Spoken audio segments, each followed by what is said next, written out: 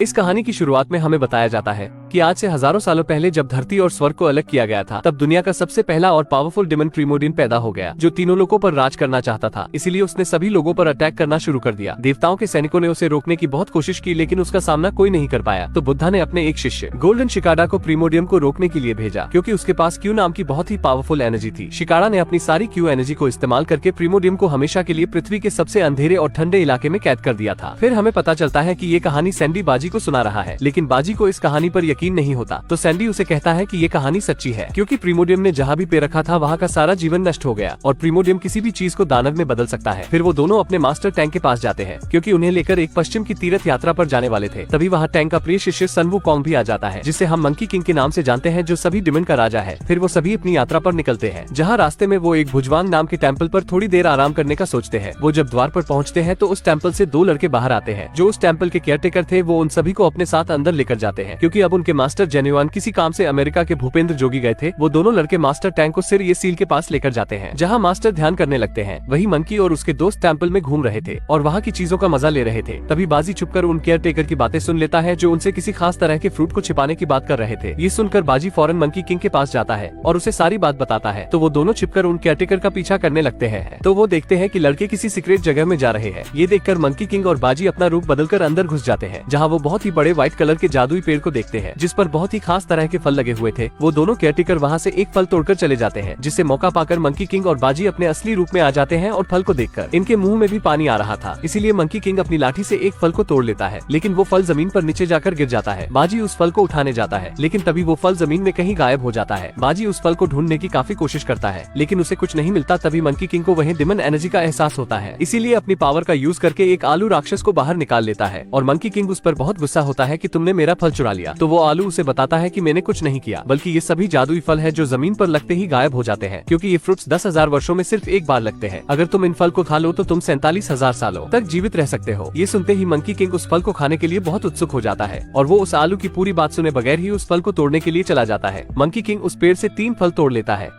और वो तीनों दोस्त मिलकर एक एक फल खा लेते हैं। लेकिन तभी वो दोनों केयरटेकर उनकी बातें सुन लेते हैं, जिससे उन्हें इन पर शक हो जाता है। इसीलिए वो जादुई पेड़ के पास जाकर वहाँ अपने फ्रूट्स चेक करने लगते हैं, पर 4 फ्रूट कम थे। इससे उन्हें बहुत गुस्सा आता है और वो मंकी किंग और उसके दोस्तों पर चोरी का इल्जाम लगा देते हैं। तभी मास्टर टैंक भी वहाँ आ जाते हैं, जो उन्हें कहते हैं कि यहाँ क्या चल रहा है। तो वो दोनों केयरटेकर उन्हें कहते हैं कि आप दिखावा मत कीजिए, हम जानते हैं कि आप भी इनके साथ मिले हुए हैं। तो मंकी उन्हें कहता है कि मेरे मास्टर ने कुछ नहीं किया, वो फ्रूट्स मैंने तोड़े थे। इसीलिए अगर तुम्हें पनिश करना है तो मुझे पनिश करो। तो वो दोनों लड़के मंकी किंग पर अटैक कर देते हैं। मंकी किंग उनके वार से बच रहा था। मास्टर टैंक उन दोनों लड़कों से कहते हैं कि मंकी किंग को परेशान मत करो। तो वो दोनों मास्टर से कहते हैं कि आप भोला बनने का दिखावा मत कीजिए, हम जानते हैं कि आपने भी वो जादुई फल खाया है। तो मंकी किंग को इससे बहुत ज्यादा गुस्सा आने लगता है, क्योंकि वो अपने मास्टर की बेइज्जती बर्दाश्त नहीं कर सकता। इसीलिए वो उन दोनों को गुस्से में कहता है कि अब मैं तुम्हारे पेड़ को ही नष्ट कर दूंगा। टैंक उसे शांत करने की कोशिश करते हैं, लेकिन वो दोनों लड़के मंकी किंग का मजाक उड़ाने लगते हैं कि तुम एक मामूली राक्षस हो जो बुराई के सिवा कुछ नहीं कर सकता। तो मंकी किंग को इससे बहुत गुस्सा आता है और वो अपनी मैजिकल स्टिक को बाहर निकालकर उस पेड़ को डिस्ट्रॉय करने के लिए चला जाता है। वो उस पेड़ के पास जाकर सारे फ्रूट्स को तोड़कर नीचे गिरा देता है, जिससे वो सभी फ्रूट्स नीचे गिरकर गायब हो जाते हैं। केयरटेकर मंकी को रोकने की कोशिश करते हैं, लेकिन वो कुछ नहीं कर पाते। फिर मंकी किंग अपनी डंडे का साइज बहुत बड़ा करके उस पेड़ को पूरी तरीके से तोड़ देता है। तभी जेन्युइन भी अपने शिष्यों के साथ वहाँ आ जाते हैं और वो अपने सभी शिष्यों को जादुई पेड़ के चारों तरफ एक कवच बनाने को कहते हैं, ताकि वो उसके अंदर के शैतान को बाहर आने से रोक सके। वो सभी शिष्य मिलकर एक बहुत ही जटिल सुरक्षा कवच बना लेते हैं। तभी मास्टर टैंक जेन्युइन से माफी मांगते हैं कि मेरे शिष्यों से गलती हो गई, लेकिन जेन्युइन उन्हें कहते कि इन्हें इनके किए की सजा जरूर मिलेगी। ये कहकर वो मंकी किंग और उसके दोस्तों पर अटैक कर देते हैं, जिससे उन चारों के बीच मुक्का लात हो जाती है। तभी वो कवच क्रैक होने लगता है और प्रीमोडियम धरती की गहराई उसे बाहर निकल आता है। वो जैसे ही बाहर निकलता है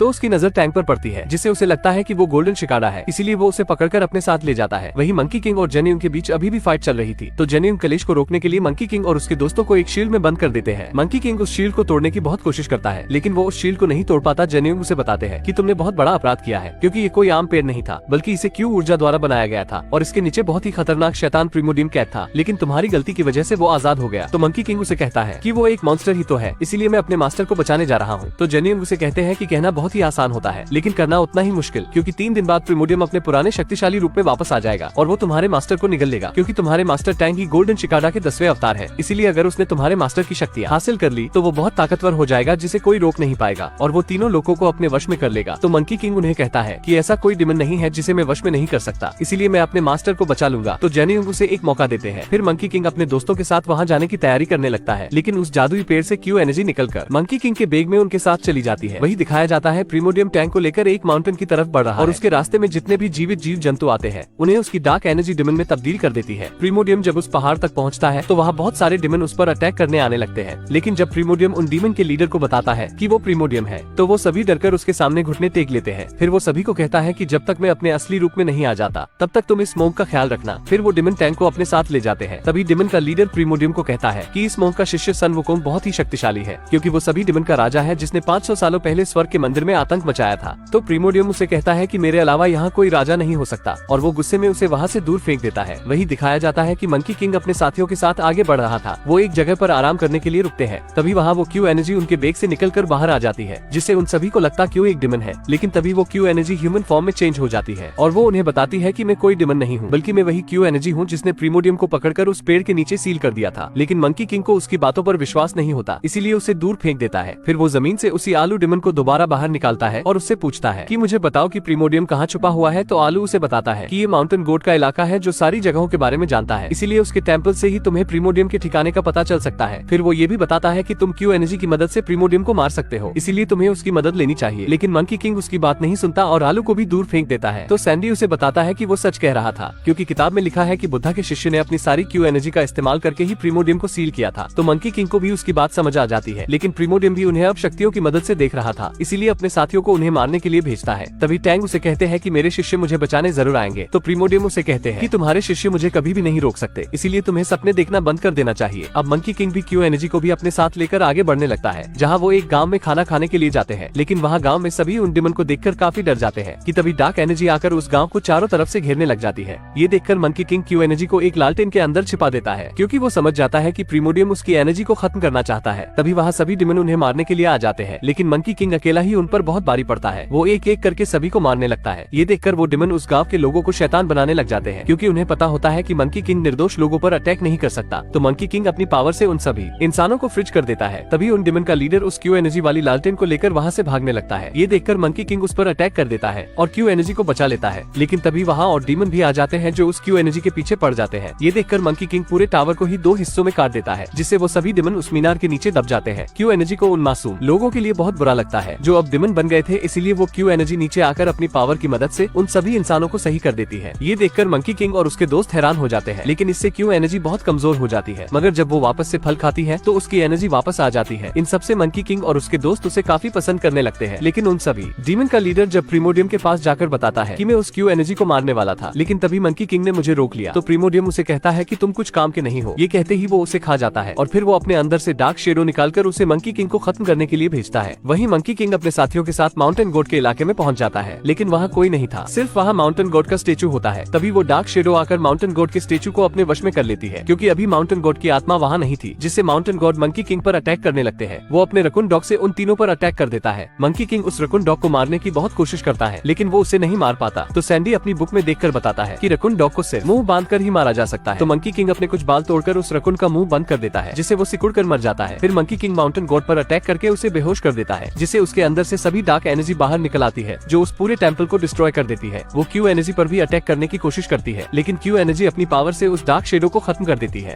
तभी माउंटेन गॉड की आत्मा भी वापस आ जाती है। तो मंकी किंग उससे पूछता है प्रीमोडियम कहाँ है। तो माउंटेन किंग उन्हें अपने साथ लेकर जाता है, जहाँ रास्ते में माउंटेन गॉड उन्हें बताता है कि प्रीमोडियम सभी राक्षसों की सेना बना रहा है। तो क्यू एनर्जी उसे कहती है कि तुम्हें डरने की कोई जरूरत नहीं है, क्योंकि मैं प्रीमोडियम को सील कर सकती हूँ। तो माउंटेन गॉड मंकी किंग को बताता है कि क्यू एनर्जी ने ह्यूमन रूप ले लिया है, इसीलिए अगर उसने क्यू एनर्जी का इस्तेमाल किया तो क्यू एनर्जी पूरी तरह से खत्म हो जाएगी। इसका मतलब यह है उसका पुनर्जन्म नहीं होगा। इससे वो काफी सैड हो जाते हैं। फिर माउंटेन किंग उन्हें मिलीनियन पर्वत दिखाता है, जहाँ प्रीमोडियम छिपा हुआ था, लेकिन उन्हें कहता है कि मैं आपके साथ नहीं चल सकता। तो मंकी किंग उसे जाने देता है और साथ ही वो उसके रकून डॉग को भी फिर से ठीक कर देता है। माउंटेन गॉड इससे बहुत खुश होता है और उसे कहता है कि प्रीमोडियम से जीतना बहुत मुश्किल है, इसीलिए मेरी बात मानो और बुद्धा से सहायता मांगो। लेकिन मंकी किंग उसकी बात नहीं सुनता, तो वहाँ से चला आता है। वही हमें दिखाया जाता है कि सभी ताकतवर डिमन मिलेनियम पर्वत पर इकट्ठा होते हैं, क्योंकि अब वो वक्त आ गया था जब प्रीमोडियम अपने असली रूप में आने वाला था, और कुछ ही देर में प्रीमोडियम अपने असली रूप में आ जाता है। वही हमें दिखाया जाता है कि मंकी किंग और उसके साथ ही एक जगह पर आराम करने के लिए रुकते हैं, क्योंकि वो सब नहीं चाहते थे कि क्यू एनर्जी प्रीमोडियम से लड़ते वक्त मारी जाए, इसीलिए उसे वही सुलाने की कोशिश करते हैं। लेकिन क्यू एनर्जी को नींद नहीं आ रही थी। वो मंकी किंग से कहती है कि अब तो हम दोस्त बन गए हैं, इसीलिए तुम मेरा नाम रख सकते हो। तो मंकी किंग उसका नाम फ्रूटी रखता है। क्यू एनर्जी को भी वो नाम बहुत अच्छा लगता है। फिर वो मंकी किंग से पूछती है कि तुम्हारा नाम सन वुकोंग किसने रखा था? मंकी किंग उसे कहता है कि मेरा ये नाम मेरे मास्टर ने रखा था,